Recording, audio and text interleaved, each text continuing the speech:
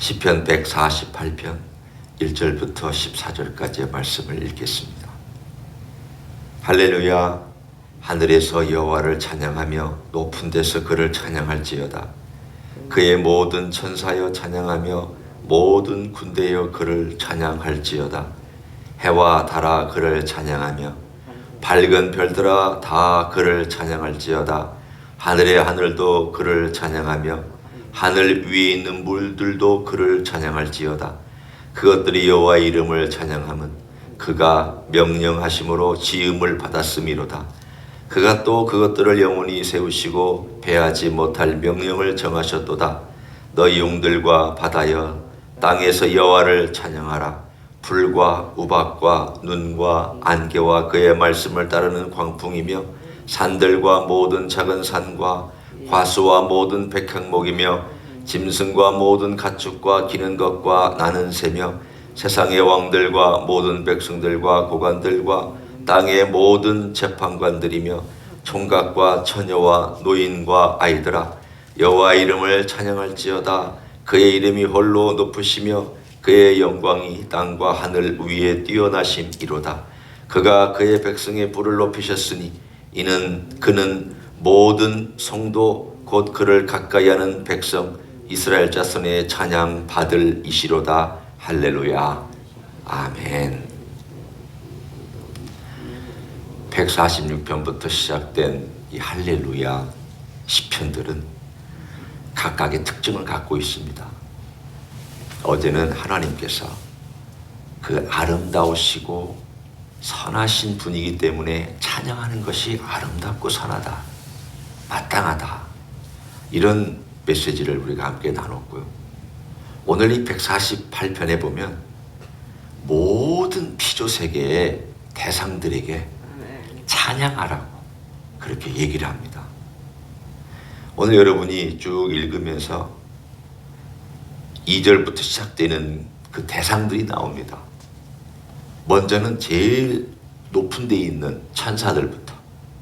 여기서 군대들도 천사의 군대들을 얘기합니다. 하늘에 있는 천군 천사를 얘기합니다. 그리고 또 내려와서 해와 달, 별, 하늘, 그리고 그 다음에는 쭉 내려와서 용들과 바다, 땅, 이 자연세계에 있는 모든 대상들까지도 다 포함해서 찬양해라, 찬양해라, 이렇게 오늘 시편 148편이 강조합니다. 왜 이 대상들이 찬양을 해야 할까? 거기에는 여러 가지 이유가 있습니다. 제일 중요한 이유가 오늘 본문에 등장합니다. 5절, 6절에 그 이유가 등장합니다. 그것들이 여호와의 이름을 찬양함은 그 이유를 얘기하죠. 그가 명령하심으로 지음을 받았음이로다. 6절에 그가 또 그것들을 영원히 세우시고 패하지 못할 명령을 정하셨도다. 명령은 이렇게 되라. 빛이 있으라. 하늘 위의 물과 땅 아래 물을 갈라져라. 창세기 1장에 나와 있는 이 모든 것들이 다 말씀으로 창조되었다라고 성경은 증언하고 있습니다. 그걸 오늘 본문은 뭐라고 얘기하고 있는가? 명령. 그걸 영어로는 decree라고 얘기를 합니다. 어떤 명령들이 쭉 이렇게 있으면 그 명령 가운데 반드시 이루어져야만 하는 것을 보통 decree라고 얘기를 합니다. 그래서 한 나라에서 어떤 법을 정했을 때에 그 법이 반드시 이루어져야 되고 이루어지지 않은 것에 대해서는 거기에는 당연히 그 대가를 지불해야만 하는 그런 것들을 우리는 이 나라에서도 디크리라고 얘기를 합니다. 하나님의 디크리는 이 세상의 디크리하고 권위가 다릅니다. 세상의 디크리는 벌금 낼 수 있습니다. 어떤 건 벌금 내고 어떤 건 좀 자기가 노력으로 수고하고 애써서 노력 봉사해가지고 쉽게 얘기하면 메꿀 수 있습니다. 그러나 하나님의 디크리는 레벨과 권위가 다릅니다. 이건 반드시 이루어져야 되고 반드시 성취되도록 되어 있습니다. 그러면 하나님께서 명령을 내리셔서 이 모든 피조세계가 다 지어졌습니다.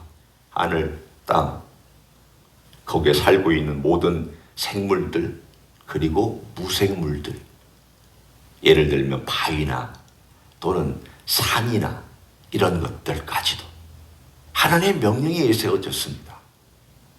그러면 그 명령을 받고 세워지고 창조된 그 피조세계의 모든 각각이 왜 그렇게 세워졌느냐? 당연하죠. 하나님의 명령을 받고 그 명령을 반영해서 하나님의 명령대로 하나님을 찬송하도록 지음을 받았습니다. 하늘도 하나님의 찬양을 위해서, 이 땅에 있는 모든 생물들도 하나님의 명령이 들어와서 그 명령이 다시 나갈 때에는 그 명령은 찬양이 돼서 나가도록 그렇게 하나님이 지었습니다.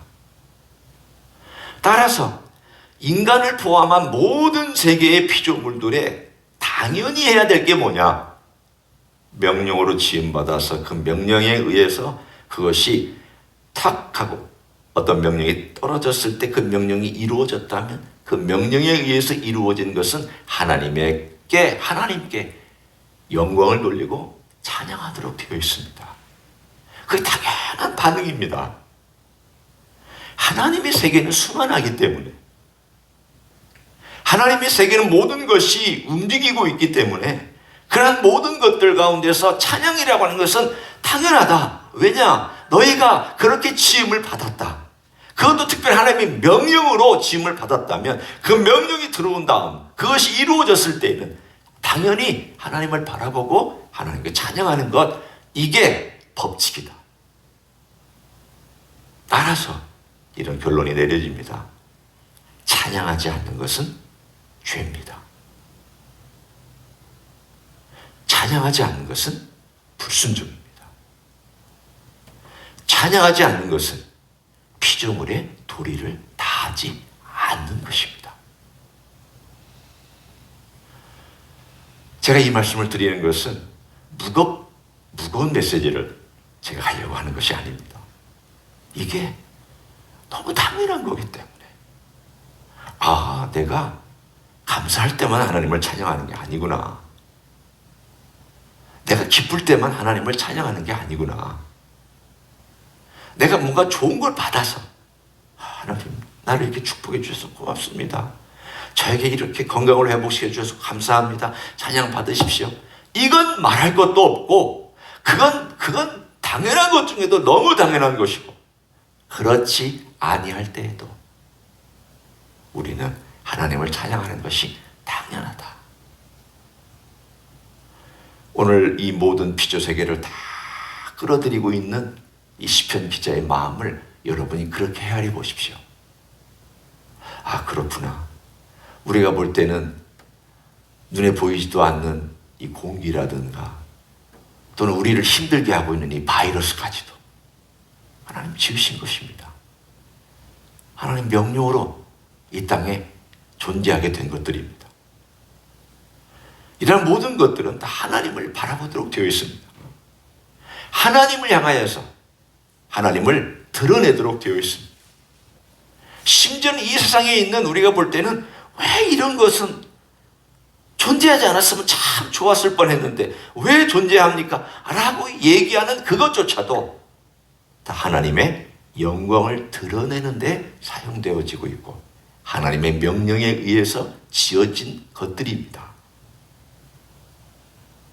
다만 우리가 그 세계를 잘 모르고 있을 뿐이며, 다만 이 세상에 타락했기 때문에 무언가 비틀어진 것이 있기 때문에 그런 모양들이 생겨났지만, 그럼에도 불구하고 하나님은 영광을 받으시기에 합당한 줄로 믿습니다.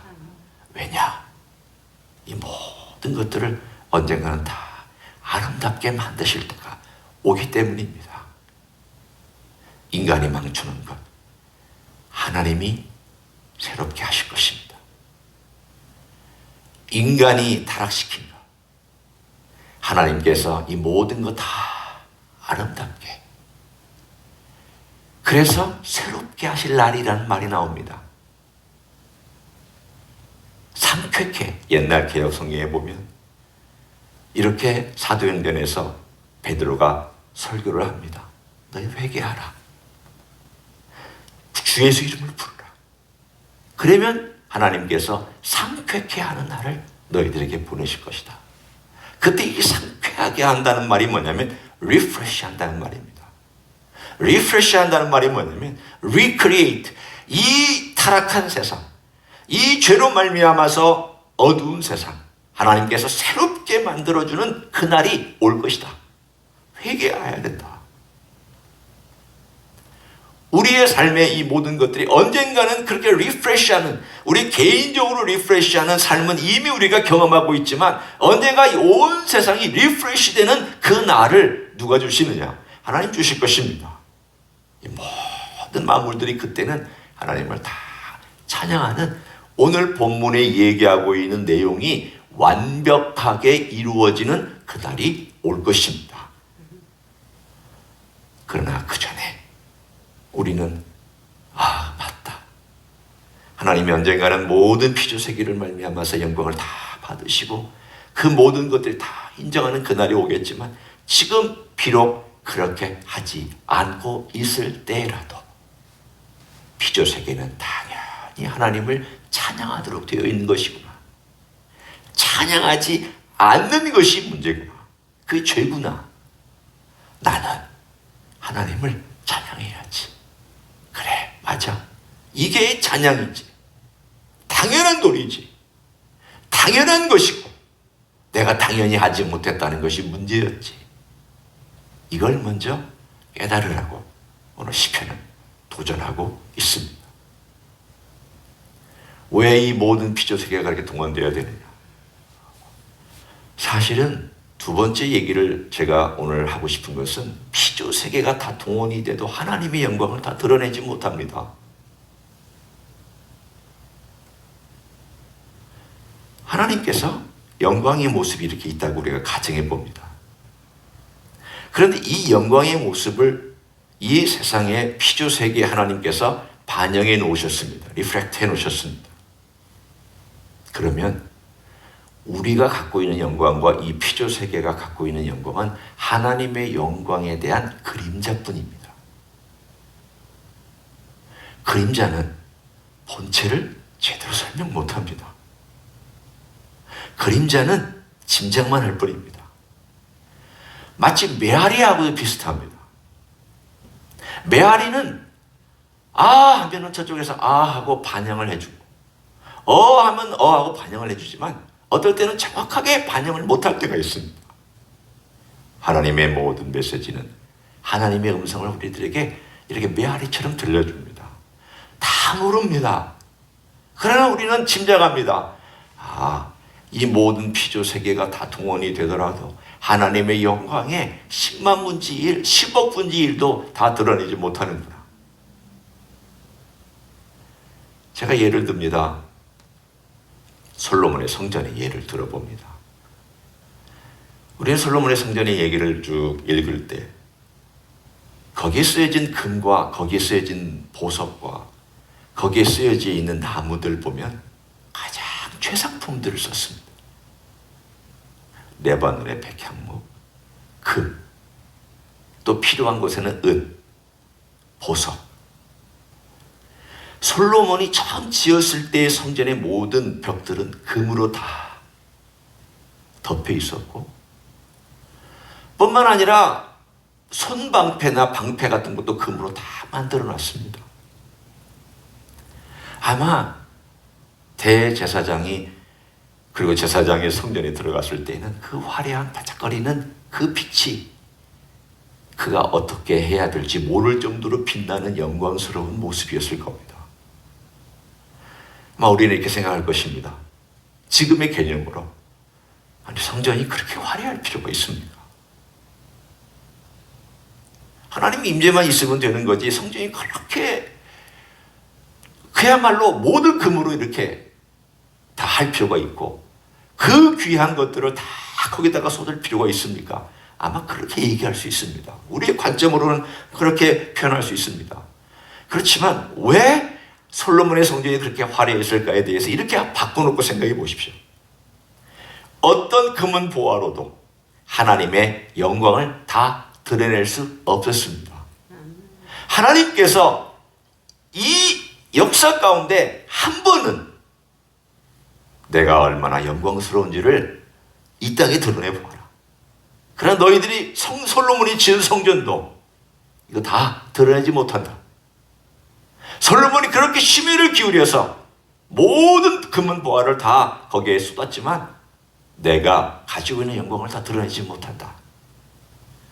오늘 그 얘기를 동시에 해주고 있습니다. 모든 피조세계, 모든 금은 보화, 모든 아름다운 것들 다 동원해도 하나님의 영광을 다 드러내기는 역부족입니다. 부족합니다.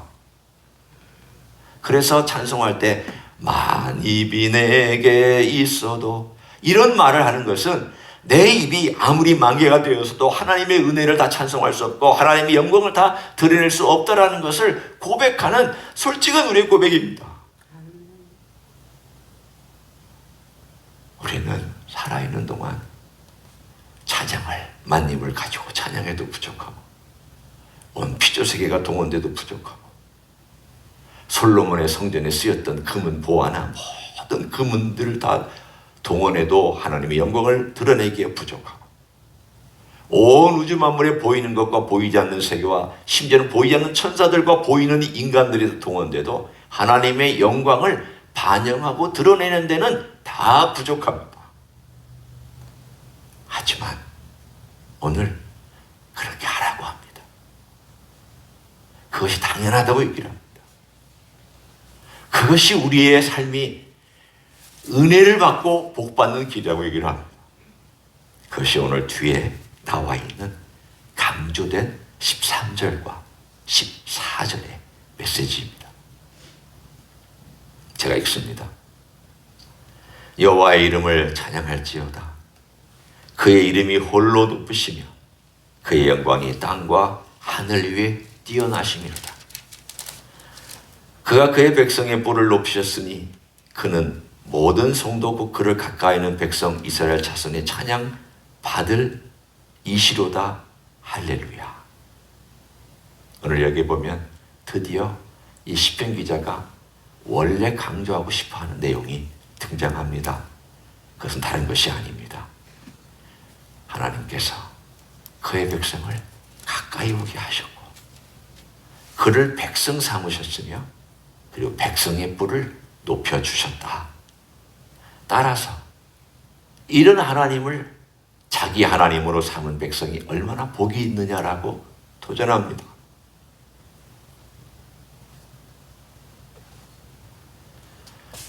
이 세상 살아가면서 제대로 섬길 줄 알아야 그게 진짜 복입니다. 제대로 찬양할 줄 알아야 그게 진짜 복입니다.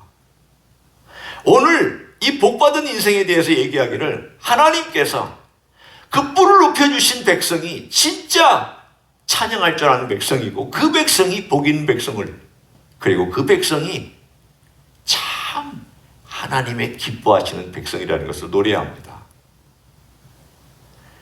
찬양에 대해서 다시 한번 우리가 생각해 보기를 원합니다. 찬양은 하나님께서 모든 인간들에게 당연히 받으셔야 되는 것입니다. 언젠가 하나님은 모든 인간들과 피조세계 찬양을 받으실 것입니다. 그래서 빌립보서 2장 5절부터 말씀하기를 가장 높은 곳에 계셔서 하나님과 동등됨을 취할 것을 여기지 아니하시고 이 땅에 내려오셔서 자기를 낮추시고 죽기까지 복종하신 예수님께서 가장 존귀한 영광의 자리에 올라갔을 때에 모든 피조물들과 모든 세계가 그 앞에 무릎 꿇고 그 입술로 주중의 주요 만군의 왕이라고 고백하는 그날이 올 것이라고 노래하고 있습니다. 그날을 앞당겨서 하는 것이 찬양입니다. 미래 영광스러운 날을 앞당겨서 경험하는 것이 찬송의 백성입니다. 미래에 받을 풍성한 복을 당겨서 미리 경험하는 것이 찬양하는 백성이 받는 축복입니다. 따라서 우리가 찬양을 많이 하기 원합니다. 저도 늘 이 시편들을 볼 때마다 찬양이 참 부족하다. 찬송이 참 부족하다. 내 입술로 우리 주님 찬양하고 하나님 아버지를 찬양하고 성삼위 하나님께 찬양을 올려드리고 홀로 높으신 하나님을 찬양하는 이 찬양이 참 되게 부족하다. 듣는 것 말고 내 입으로, 남들이 하는 걸 말고 내가 안에서부터 그 찬양이 다시 살도록, 그래서 내 안에서부터 찬양이 우러나고 하루에도 찬양의 삶을 살아가도록, 미래에 찬양할 그 찬양이 내 삶 가운데서 오늘 있게끔, 그래서 오늘 살아가는 그 찬양 때문에 우리가 언젠가 받을 그 놀라운 축복이 오늘 이 땅 현재에도 경험되어지는 그러한 삶을 살아가는 복된 삶이 되시기를 예수님의 이름으로 간절히 축원합니다. 기도하겠습니다. 하나님 아버지, 우리는 찬양을 참 못합니다. 감사도 잘 못합니다. 입술을 벌려서 하나님께 영광 돌리는 일을 잘 못합니다. 나를 위해서 십자가 지시고 내 죄를 용서해 주신 주님의 그 공로를 높여드리지도 못합니다. 하늘 보좌에 앉아 계신 우리 주님 그 영광과 이름을 존귀하게 여겨드리지도 못합니다. 우리 입술로 만입이 있어도 다 찬양을 못하고 모든 피조물이 동원돼도 다 찬양할 수 없고 어떠한 찬양으로도 다 찬양할 수 없고 어떠한 화려한 것들로도 하나님의 영광을 다 드러낼 수 없는 것을 고백합니다. 그러나 주님, 우리의 적은 입술로, 우리의 부족한 입술로 더 많이 찬양할 수 있도록 축복하여 주시옵소서. 이제는 우리 구주 예수 그리스도의 은혜와 하나님 아버지의 극진하신 사랑과 성령 하나님 교통하심의 역사가 우리를 지으셨으므로 당연히 찬양받으시 합당하신 우리 하나님께, 우리를 구원하셨으므로 당연히 찬양받으시기 합당하신 우리 주님께, 우리를 높이셨으므로 당연히 찬양받으시기 합당하신 성삼위 하나님께 오늘도 더 많은 찬양을 하기를 소원하는 이 자리에 참여한 모든 종들 위에와 주임제 이스교회 위에와 이미 교회들과 한국교회들과 선교사님들 위해 이제로부터 영원히 함께 하실지어다. 아멘.